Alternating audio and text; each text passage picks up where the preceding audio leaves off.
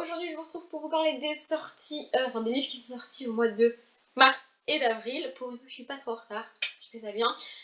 Et donc j'ai vu quasiment nulle part, donc il y en a 8 en tout, bizarrement 5 et 3, et pas 4 et 4, ouais bah c'est comme ça, j'ai pas fait exprès. Donc ici je reviens pas sur toutes les sorties qui sont, sur tous les livres qui sont sortis déjà, parce que ça ferait une vidéo de 4 heures, c'est pas possible. Et je vous parle même pas de tous les livres qui me tentent et qui sont sortis au cours des mois de mars et d'avril. Je vous parle seulement des livres que j'ai découverts par moi-même en fait, parce que au cours des mois de mars et d'avril, beaucoup de monde ont parlé de livres qui sont sortis parce que les vidéos, des livres qui sortent pendant le mois sont très populaires et beaucoup de booktubeurs font ça. Donc il y a plein de livres dont j'ai entendu parler. Du coup je suppose que vous aussi, parce que je suppose que vous êtes pas abonné à une seule chaîne booktube comme moi. Donc je reviens pas sur toutes les sorties de Bloquet Jeunesse, de la collection R, de Harlequin, de Hugo Roman, enfin bref, de toutes les grosses maisons d'édition. Je reviens uniquement sur les livres que j'ai pas vus, donc fatalement de petites maisons d'édition ou alors carrément auto-éditées. Bref, on va commencer tout de suite. Comme la dernière fois, je vous mettrai les couvertures en me coupant le sifflet à moi-même au montage. Et comme la dernière fois, je regarde mon téléphone parce que sinon j'oublie la moitié des trucs. Donc le premier, c'est Le Livre des Mystères de Nadège Chivdel. C'est fantastique, c'est sorti le 1er mars aux éditions Mots en Flot, je connais pas, et c'est un grand format. Voilà, la magie gouverne le pays d'Aldia depuis le jour où les dieux ont décidé de lui en faire don.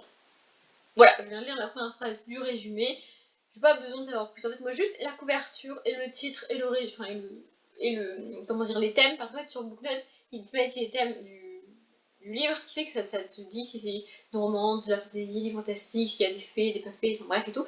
Et donc là, c'est juste de la magie, avec une héroïne qui, on lui a donné la magie, et apparemment elle doit se démerder avec. Voilà, moi ça me suffit pour avoir envie de le lire, donc je l'ai noté. Le deuxième c'est Jadis je t'aime de Amélie Cresson. Donc là, ce qui m'intéresse, c'est que c'est de la science-fiction avec de la romance. J'ai beaucoup de mal à me mettre à la science-fiction. Je n'arrive pas à lire de la science-fiction.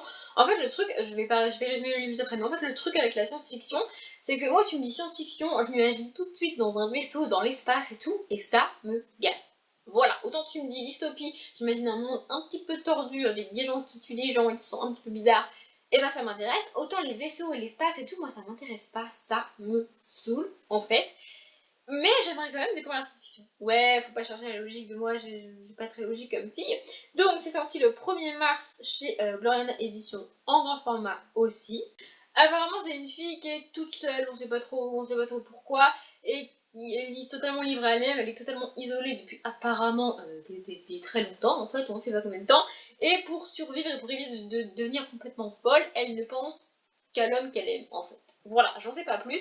Ce qui m'attire et ce qui m'intéresse, comme je l'ai dit, c'est que c'est de la science-fiction avec de la romance. C'est-à-dire qu'il faut être prévenu avant de démarrer ce livre, c'est pas uniquement de la science-fiction, c'est aussi, et je pense à part égale, de la romance. Et du coup, c'est le genre de livre qui pourrait peut-être me permettre de lire de la vraie science-fiction, parce que jusqu'à présent, j'ai juste lu des dystopies slash science-fiction, ce qui fait que je retrouve les codes de la dystopie et que donc j'arrive à lire de la science-fiction, mais ce qui fait aussi que c'est pas totalement de la vraie science-fiction. Enfin, vraie science-fiction entre guillemets.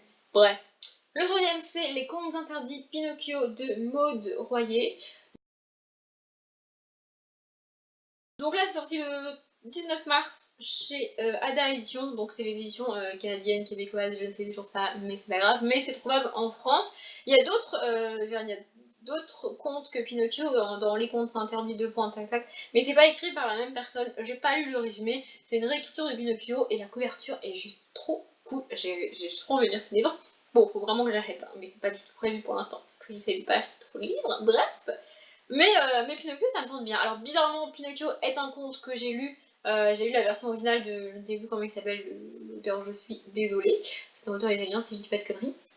J'ai pas franchement aimé le conte et les valeurs qui sont défendues et les choses qu'on essaye d'inculquer aux enfants dans ce conte-là. Mais je me suis dit qu'une réécriture un peu trash, ça pouvait être sympa. Et du coup, peut-être que je lirai les autres après.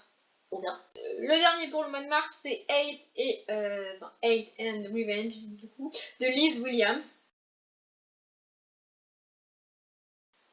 Donc là, c'est une romance, c'est sorti le 30 mars, c'est Addictive Edition et en grand format. Donc Addictive Edition est une maison d'édition qui commence un petit peu à se reconnaître et qui est en train de passer du statut de petite maison d'édition à grande maison d'édition au niveau de la popularité.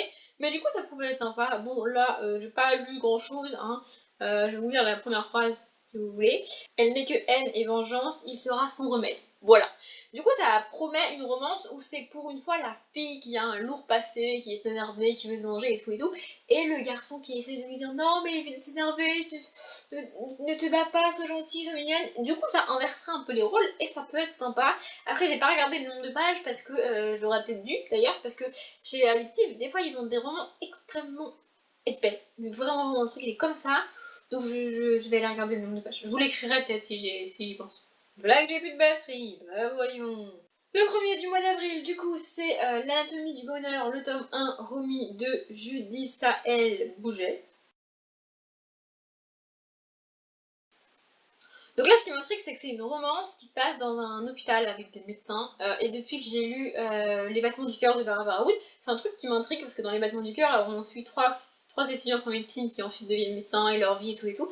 Et du coup, ça a l'air très cool. Voilà, on a une jeune fille étudiante en médecine qui va rencontrer un jeune homme. Je crois que lui aussi il est médecin, mais je suis pas sûre, j'ai pas vérifié. En fait, j'ai pas eu envie de lire le résumé au complet. Je l'ai pas dit, c'est sorti le 3 avril chez Montaille Romance. Donc, comme d'hab, ce sont des livres à 9,99€ et je ne sais toujours pas si c'est un grand format ou un poche. Je suis une booktubeuse en garçon. Suivant, c'est Tout en nuances, tome 1, Hyacinthe de Erika Boyer. Donc là, on est dans une romance avec des dieux grecs. J'adore la mythologie, qu'elle soit égyptienne, grecque ou latine, enfin tout ce que vous voulez, j'adore ça.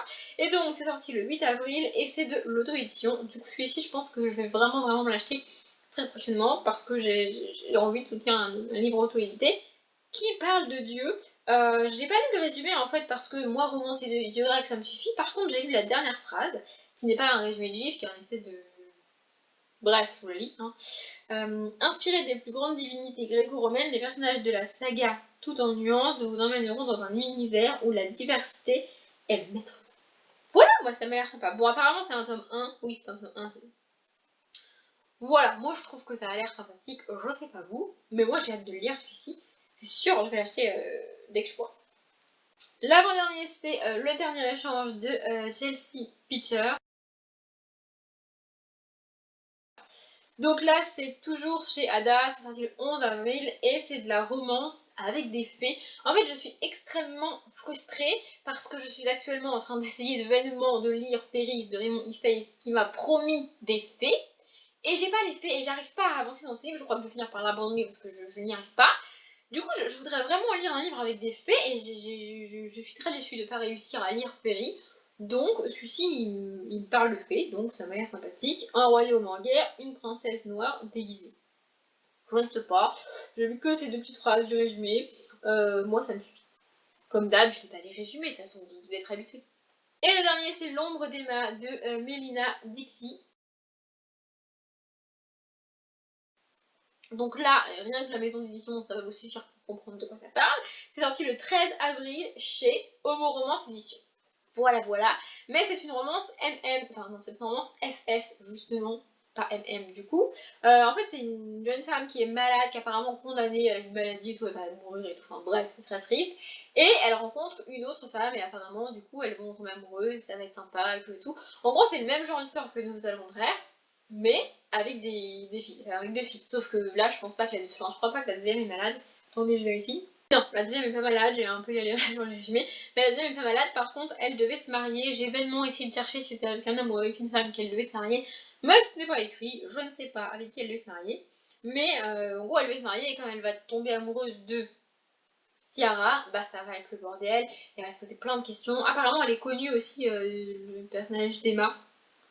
Du coup, voilà, ça m'a l'air sympathique. Je veux vraiment lire de l'ombre-romance, mais je n'arrive pas à sauter le pas. Du coup, je continue à mettre des livres de ce genre-là dans mes envies, dans ma wishlist, quoi. Et je me dis que peut-être, au bout d'un moment, quand ça remplira quasiment toute ma wishlist, ce qui ne va pas vrai d'arriver, parce qu'il y en a beaucoup. Mais bref, quand ça prendrait une grosse part dans ma wishlist, peut-être que je me déciderai enfin à en acheter un et à en lire un, histoire d'essayer de voir ce que ça donne. Parce que j'ai vraiment envie d'en lire, mais j'ai peur.